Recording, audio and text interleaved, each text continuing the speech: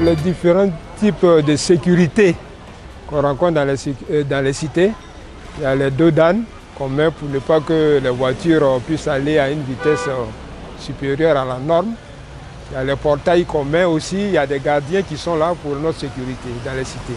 Dans les cités, ce que moi je connais généralement, c'est les dos d'âne là. Quand les dos d'âne là, quand les voitures arrivent au niveau des dos d'âne là, ils ralentissent. Comme ça, la voiture roule doucement, ça peut causer moins de dégâts par rapport aux enfants de la cité. Maintenant, les portails aussi là sont très importants même. Les portails, tardivement, les gens rentrent dans la cité comme ils veulent. Or, s'il y a les portails, les voitures, il y a les gardiens. Voiture qui n'est pas de la cité ne peut pas rentrer.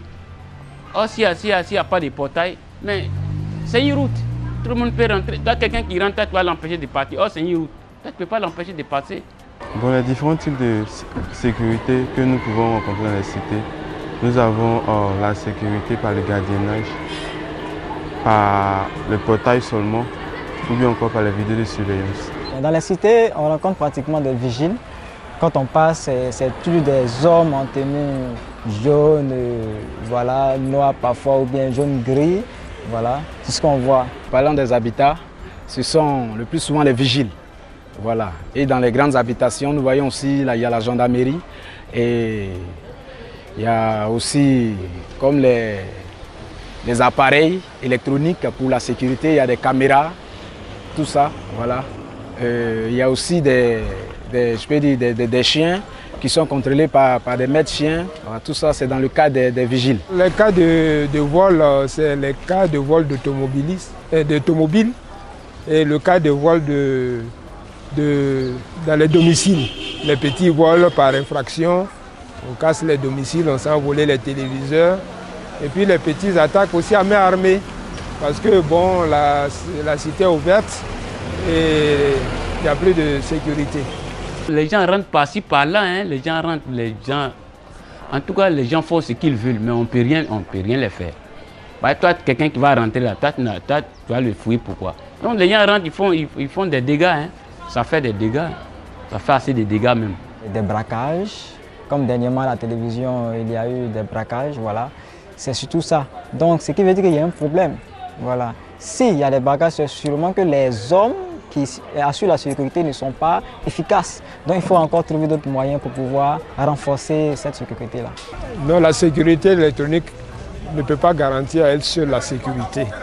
Il faut d'autres éléments de sécurité qui viennent en appoint de la sécurité électronique. Je vais citer le gardiennage, la surveillance de proximité et puis la population qui peut nous aider à dénoncer aussi les faits et les méfaits des jeunes délinquants.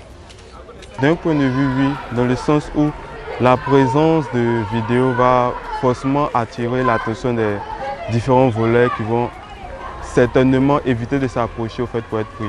Je crois bien que la sécurité électronique peut garantir vraiment la sécurité de ces personnes-là. Parce que vous voyez aux États-Unis par exemple, nous avons là-bas, partout il y a des caméras en bordure des routes, devant les maisons, voilà, qui nous aident vraiment à faire des recherches lorsqu'il y a des problèmes. Là, je ne pense pas. Parce que une fois qu'il y a une action de braquage ou de vol, c'est vrai que la sécurité électronique va peut-être enregistrer la scène. Mais je ne pense pas que voilà, le voleur ou le braqueur peut être arrêté là. Donc là, je pense que la sécurité électronique peut venir en appui, voilà, à la sécurité.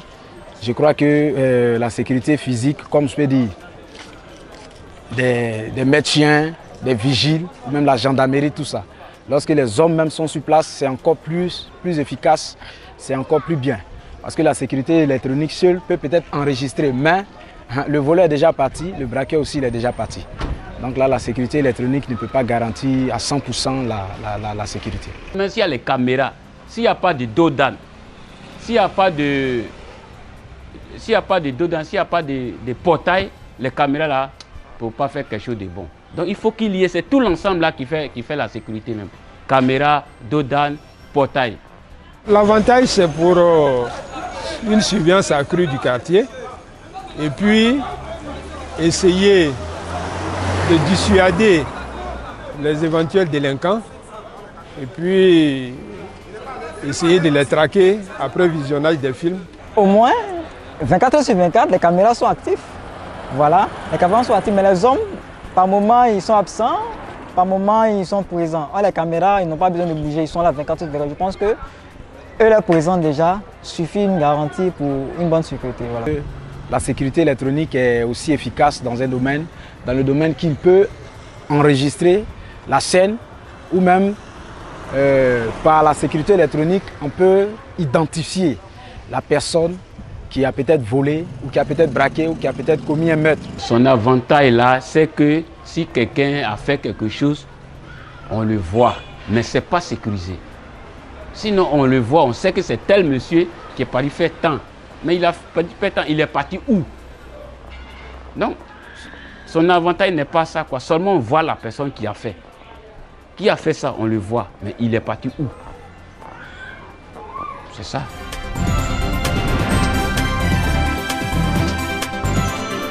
La sécurité, nous n'en finirons jamais d'en parler, tant elle est importante dans la vie de tous les jours. Au fur et à mesure que la société évolue, il se met en place aussi des systèmes de sécurité dits traditionnels, forces de l'ordre, sociétés de gardiennage. Mais que devons-nous entendre par sécurité au sens large du terme?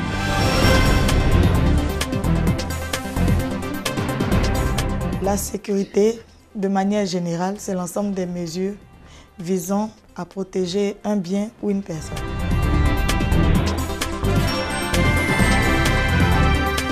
Si des efforts sont faits aujourd'hui par les autorités compétentes pour endiguer le banditisme et les agressions dans la ville, il n'en demeure pas moins qu'il a pris une forme particulière dans les cités. Mais quel constat faisons-nous à ce sujet?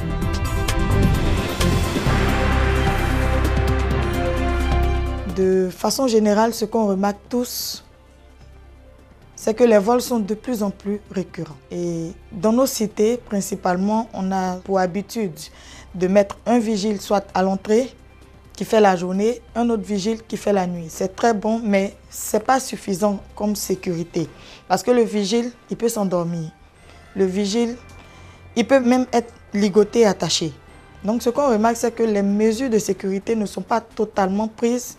Donc les vols sont récurrents, répétés, et juste avec la sécurité physique, c'est un peu compliqué. Et actuellement, en Côte d'Ivoire, la sécurité physique est la sécurité la plus utilisée.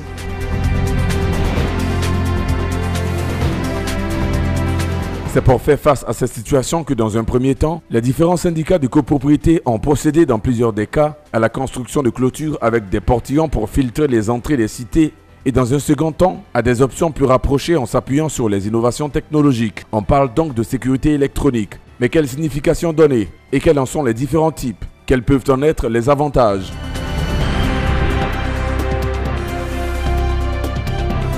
Lorsque nous parlons de l'habitat, les différents types de sécurité que nous pouvons avoir, nous avons la sécurité physique et la sécurité électronique. Donc pour détailler un peu, la sécurité physique, c'est le fait par exemple d'avoir un vigile, un gardien, un garde de corps, ça c'est la sécurité physique. Et la sécurité électronique, c'est le fait de se sécuriser, comme le mot le dit, de façon électronique, soit avec des caméras de surveillance ou du contrôle d'accès ou de l'alarme, ainsi de suite. Ce type de système de sécurité est adapté à l'habitat, au bureau, à tout ce qui est bâtiment, pour la protection des biens et des personnes qui y sont.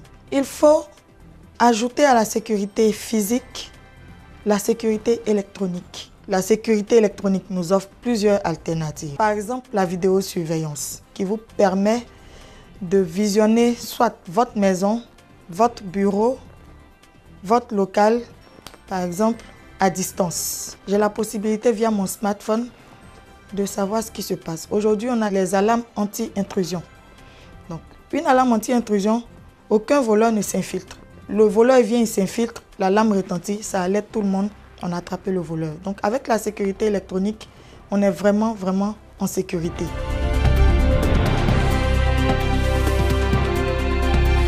Aujourd'hui, la sécurité électronique est devenue un élément indispensable aussi bien dans la ville à travers l'installation des caméras sur les grandes artères, les voies secondaires et certains endroits névralgiques du pays. Il faut aussi dire que grâce aux prestations offertes par diverses entreprises de gardiennage et d'équipements en matériel de sécurité électronique, la sécurité s'est nettement améliorée dans les quartiers et les habitations, comme nous le fait remarquer notre consultant.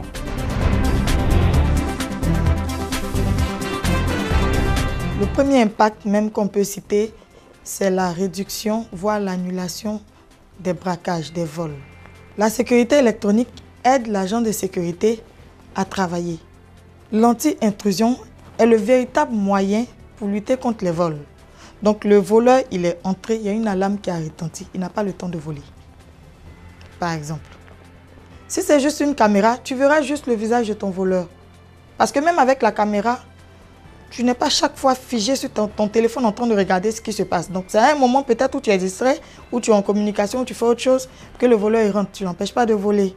Au moins le vigile, il est assis. Il a un écran à la guérite, par exemple. Il voit ce qui se passe s'il ne dort pas. S'il dort, le voleur, il rentre. C'est pour ça qu'il faut prévoir une alarme anti-intrusion pour l'alerter s'il dort. Donc, tout se complète en fait. La sécurité électronique va permettre la sécurisation des biens et des personnes qui habitent dans la cité.